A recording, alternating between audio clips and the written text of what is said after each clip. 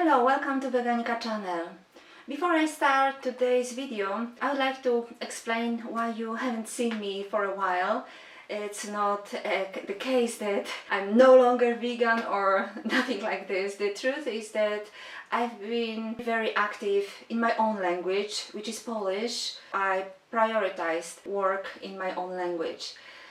But after all, I want to do both, work in my own language mainly, but also I want to share with you my opinions also in English. And today I would like to share with you, I hope, a brief opinion about recent video from David Ram's channel, which is a debate.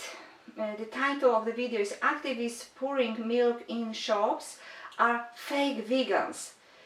And it is a debate between two vegan activists. And it is something that I am really very sensitive about, vegan infight. And I have seen this too many times and it was disgusting to me, to be honest.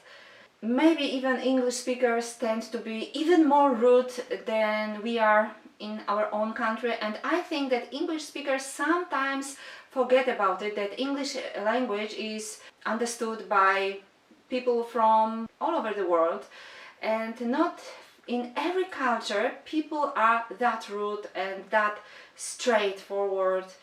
And for some people it might be shocking that vegan can fight so aggressively among themselves. I am also disgusted when I hear vegan fighting against each other, because myself, since I went vegan, that was more than 3 years ago, so since that time, to be honest, there were just very few nights that I slept. I am constantly thinking what to do, what I can do better. I am studying, I am doing research, I am shooting videos. I'm really trying to do my best, and constantly I'm thinking which way is better. Constantly I'm thinking about strategies. And it's not understood by everybody and never will be. Why I decided to talk about this or about that, or why this way, because nobody is sitting in my head, nobody followed hundreds hours of my thinking, thought experiments and anything. That's terrible if somebody doesn't understand my conclusions, where they come from, and would try to attack the way I'm doing things. And I see that other vegans are doing this among each other. I think everybody who starts his activism is doing what he is deeply convinced is the best way, the best method.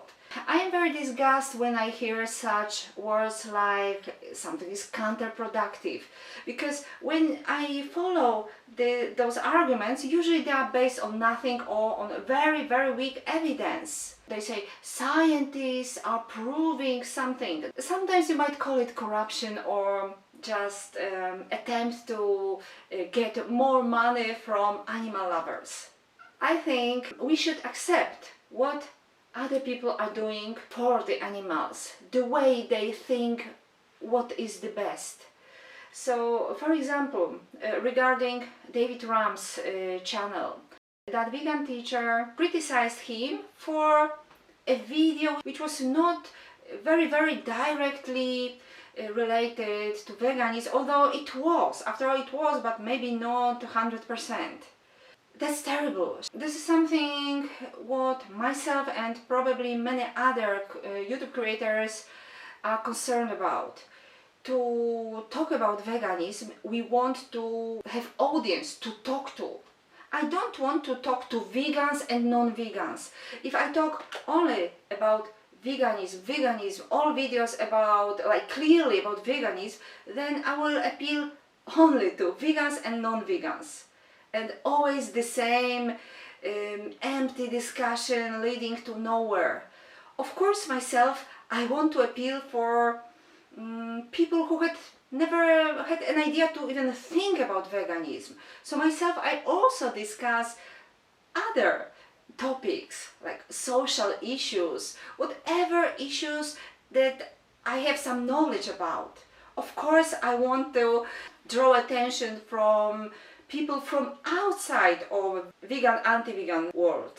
So maybe David Rams also had this idea. Maybe he wanted to broaden a little bit the range of his topics to draw attention from new people. I think that is great. And he was criticized by another vegan. Terrible.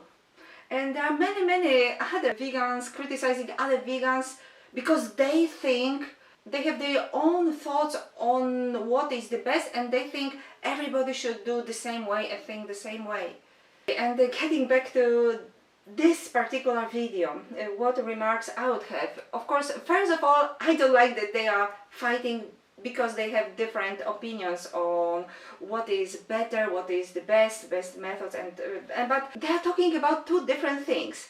Okay, so the man who is criticizing the other activist from Animal Rebellion for pouring milk in shop, and he is saying you are insane. On which criterion?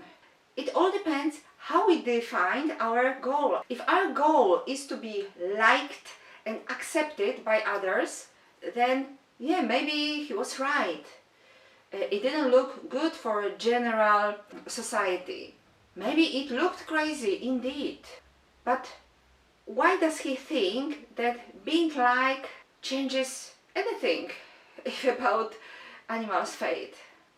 We can be liked, accepted, and non-vegans can tell us, oh yes, you're vegan, I accept you, you're fine, you're a nice person, I am meat eater, and we are friends, we can be friends, no problem, we accept you. So, the question, are we fighting against discrimination against vegans?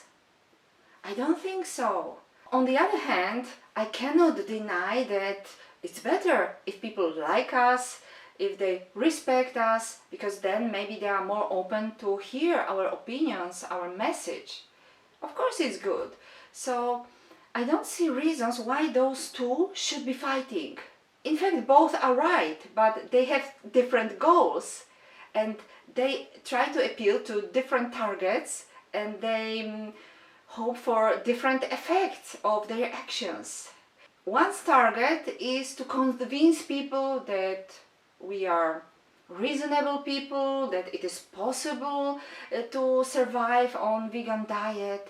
It's okay, it's better if people respect us, and it's better if there are more of us all around the world, because this is also one of our main problems, that most people have never ever met a vegan in person. So they believe in myths. They believe that we are very skinny because Sverige showed them, introduced us in this way. So they believe it. They believe in many idiotic things because just some characters have been introduced on the internet. So of course it's better if 10% of society is vegan, then everybody can meet some of them, then everybody can see that we are more or less same like the rest of society, nothing strange about us. Of course, that's right, but by being liked and accepted, we cannot do too much. In fact, so let's face it, the fact that somebody likes me doesn't mean that he will stop eating meat. He will just continue being my friend, that's it. I also don't believe that people make decisions based on reasoning. Of course, people make a decision based on emotions, on their preferences. So, of course, if somebody likes meat and is addicted to it, will never follow some arguments, philosophical arguments, forget it.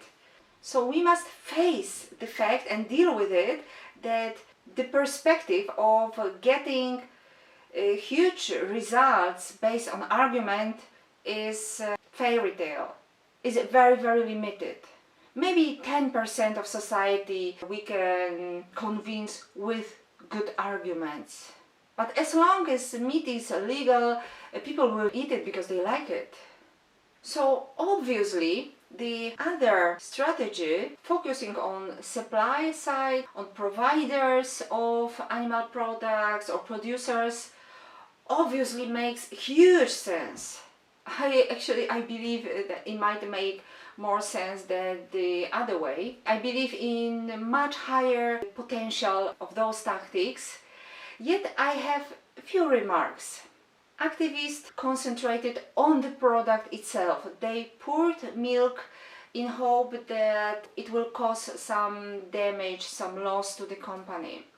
And this is wrong. When we want to really attack the providers or producers of animal products, we must first think very carefully about our tactics, about what is the value for them, because product itself is not valuable for them.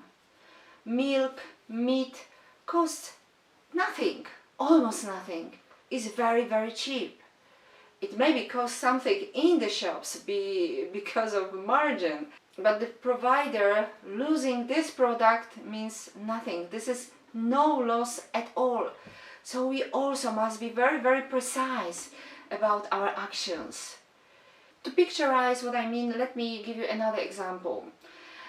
Before I used to deal with music business, music industry. I have released several albums of my own and of other bands. And I had physical product.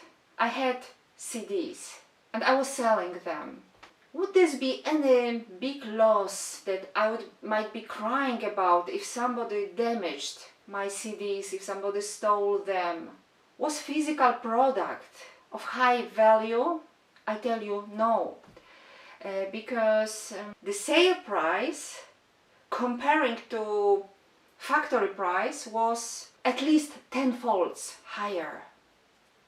That's why I wouldn't cry if somebody attacked, damaged or stole the product itself. I might be crying if somebody attacked my reputation, if somebody spread shit about my bands, my company, whatever. And this is exactly the same to every brand on the world. The brand is the value. If you want to cause damage to such companies like McDonald's or other famous big brands, think about what's their value, not product. Reputation. Consider attacking reputation with actually no consequences, most likely, if you do it anonymously, if you think about how to do it, rather than product, which means nothing to them, cost nothing. Of course, I don't want to say that this kind of action is meaningless because there is like almost no value in product itself.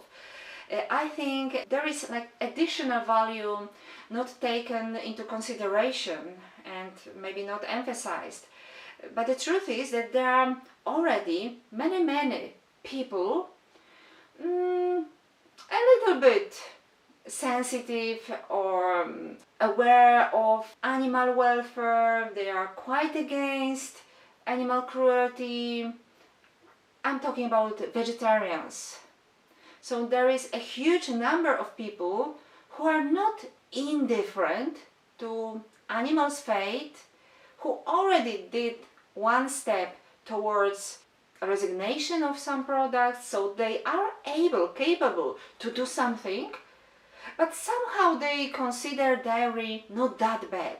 So I think there is some special opportunity for vegan activists who give very special focus, special attention to dairy, because there is a huge number of people potentially capable to perceive this message, and maybe after this kind of inspiration, maybe able to make the right choices.